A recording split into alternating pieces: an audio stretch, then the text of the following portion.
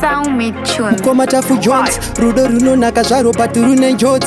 Zuva nezuva ndaichema misodzi but ndotenda Mwari vazondipangira after clash. Boys baby racho zvairi mvura kufunga kwenyu ndotadza seiko kunyurawo. Paninga boys resimo mupukure rudo baby ndabva ndatomunyorawo. Ndidewo tongokuda baby weweka anotambira pauri ndoita meta. Ndidewo andimbofanda kusiya weka ndichabuda kusvika ndafanda kugraveyard kumulusa baby wangu nefa ndakabva naye kwamarange kuruzevha rudo rwangu naye arufe rwakafeta anoda kumutora ndingaita meta ndokuda baby wangu I don't wanna lie choperera murudo kunge solo namutsai uri mebho wakandida ndisina ndai ungwarire mamero vachazoti ndiri wai.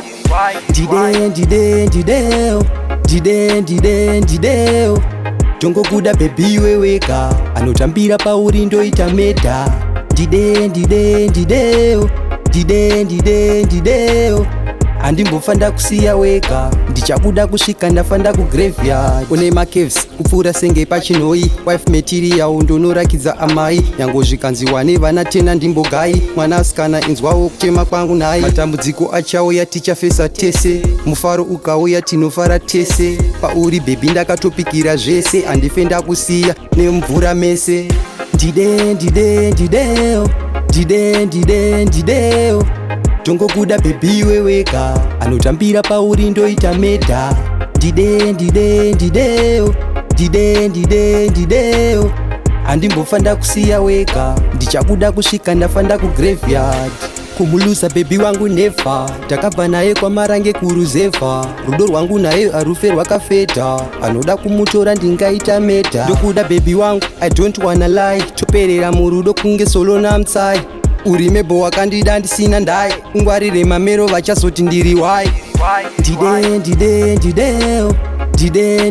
Ndidewo tongokuda baby weweka anotambira pauri ndoita meta.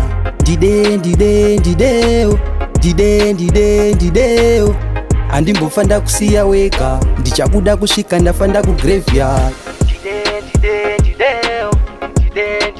Ndidewo tongokuda baby weweka anotambira pauri ndoita meta.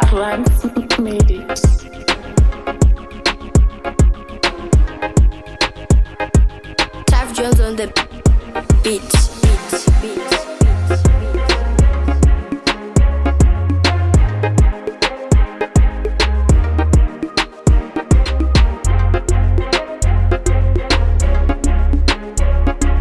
SALMEAT TUNZ.